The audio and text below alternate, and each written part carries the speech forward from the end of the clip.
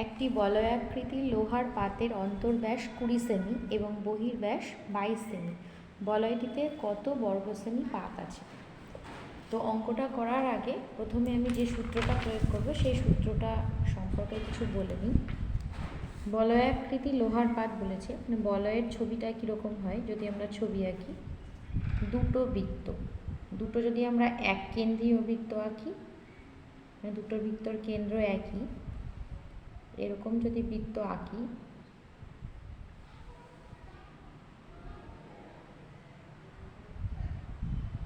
তাহলে এই যে অংশটা, এই অংশটাকে আমরা বলবো বলয়।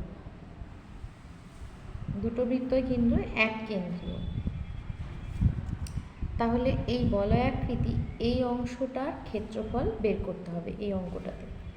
তো প্রথমে কি করব, প্রথমে আমরা বাইরের যে বৃত্তাকার অংশটা আছে তার ক্ষেত্রফল বের করব, তারপরে ভেতরে যে বৃত্তাকার অংশটা আছে তার ক্ষেত্রফল বের করব, মানে বাইরের ক্ষেত্রফল আর ভেতরের ক্ষেত্রফল। এবার দুটো ক্ষেত্রফল আমরা বিয়োগ করব, করলে আমরা এই অংশটার ক্ষেত্রফল পাবো। এবার বাইরের যে বৃত্তাকার অংশটা তার ব্যাসার্ধ যদি আর হয়, আর ধরে নিচ্ছি, তাহলে তার ক্ষেত্রফল হবে, বৃত্তের ক্ষেত্রফলের সূত্র পাই আর স্কোয়ার। এবং ভেতরের যে অংশটা আছে এইটুকু অংশটাকে আমি অন্যভাবে দেখাচ্ছি, আলাদাভাবে। এইটুকু অংশ হচ্ছে ছোটো হাতের আর ভেতরের ব্যাসার্ধ। তাহলে এই অংশটায় আমরা ক্ষেত্রফল বের করব। তাহলে আমরা ধরে নিচ্ছি যে যদি এই লোহার পাতের বাইরের ব্যাসার্ধ আর এবং ভেতরের ব্যাসার্ধ ছোটো হাতের আর হয়, তাহলে বলয়টিতে কতটা বড় পাত থাকবে সেই ক্ষেত্রফল। তাহলে প্রথমে আমি সূত্রটা বলে নিচ্ছি, সূত্রটা কিভাবে আসে। বলয়াকৃতি লোহার পাতের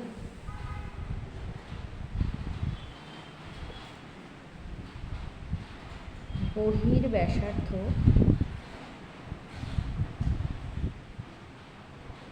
ক্যাপিটাল আর একক ও অন্তর্ব্যাসার্ধ ছোট হাতের আর একক হলে আমরা বাইরের ক্ষেত্রফলটা কি পাবো? বাইরের ক্ষেত্রফলটা হবে, মানে পাতের বাইরের পুরো অংশটার ক্ষেত্রফল পাই আর স্কোয়ার, বৃত্তের ক্ষেত্রফল পাই আর স্কোয়ার বর্গ একক, ও ভেতরের ক্ষেত্রফলটা কি হবে? ভেতরের ক্ষেত্রফল সমান পাই ইন্টু ছোট হাতে আর স্কোয়ার বর্গ একক। এবার এই অংশটার ক্ষেত্রফল এই দুটো ক্ষেত্রফল বিয়োগ করে পাব। অতএব বলয়াকৃতির লোহার পাতে ক্ষেত্রফল হচ্ছে pi r square minus pi r square বর্গ একক। পাই কমন নিয়ে নিচ্ছি, r square capital R square minus small r square বর্গ একক। এই সূত্রটা প্রয়োগ করে কিন্তু আজকের এই অঙ্কটা করতে হবে। তো আশা করি সূত্রটা আমি বোঝাতে পারলাম। চলো এবার অঙ্কটা আমরা শুরু করি।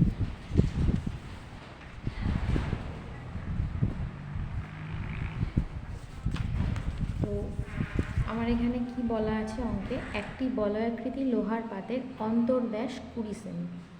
তাহলে আমাকে অন্তর্ব্যাসার্ধ বের করে নিতে হবে, 2 দিয়ে ভাগ করে, ব্যাসকে 2 দিয়ে ভাগ করলে ব্যাসার্ধ পাই, তাহলে 20/2, 10 সেমি হচ্ছে অন্তর্ব্যাসার্ধ এবং বহির্ব্যাস 22 সেমি আছে, তাহলে বহির্ব্যাসার্ধ হবে 22/2, মানে 11 সেমি। তাহলে সেটা আগে বের করে নিই। বলয়াকৃতির লোহার পাতের, প্রথমে আমি বহির্ব্যাসার্ধটা বের করে নেব। বহির্ব্যাসার্ধ সমান হচ্ছে 22/2 অর্থাৎ 11 সেমি, ও অন্তর্ব্যাসার্ধ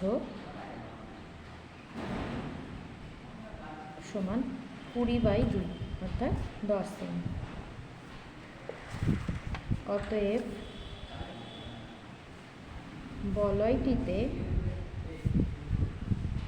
পাত আছে, এবার আমি সরাসরি সূত্রটা প্রয়োগ করে দেব, পাই ইন্টু আর স্কোয়ার মাইনাস আর স্কোয়ার বর্গ সেমি। এবার মান বসাচ্ছি, পাই 22/7 ইন্টু আর বলতে ক্যাপিটাল আর বলতে 11 তার স্কোয়ার মাইনাস স্মল আর বলতে 10 তার স্কোয়ার। 22/7, 11 স্কোয়ার করলে 121 মাইনাস 10 স্কোয়ার করলে 100। তোমরা এখানে ব্র্যাকেট ব্যবহার করতে পারো, আমি ব্যবহার করিনি, ব্যবহার না করলে কোনো অসুবিধা নেই। কাটাকাটি করে নিচ্ছে 3 × 4 = 22, 3 গুণ করে 66 বর্গ সেমি। তাহলে এইটাই হবে অ্যান্সার। অঙ্কটা কিন্তু খুব সহজ এবং খুব ছোট, মেন ব্যাপার হচ্ছে সূত্রটা বোঝা। সেই কারণে সূত্রটা আমি তোমাদের বলে দিলাম, সূত্রটা খুব ভালোভাবে রপ্ত করলে এই ধরনের প্রচুর অঙ্ক কিন্তু পরীক্ষায় আসার সম্ভাবনা থাকে। তো সেই অঙ্কগুলো তোমরা খুব সহজেই সলভ করে নিতে পারো নিজেরাই। তো কেমন লাগলো আজকের ক্লাসটি অবশ্যই কমেন্ট করে জানিও। যদি ভালো লেগে থাকে অবশ্যই লাইক শেয়ার করতে ভুলো না। খুব ভালো থেকো, সুস্থ থেকো। পরের ক্লাস নিয়ে আবার হাজির হব। ধন্যবাদ।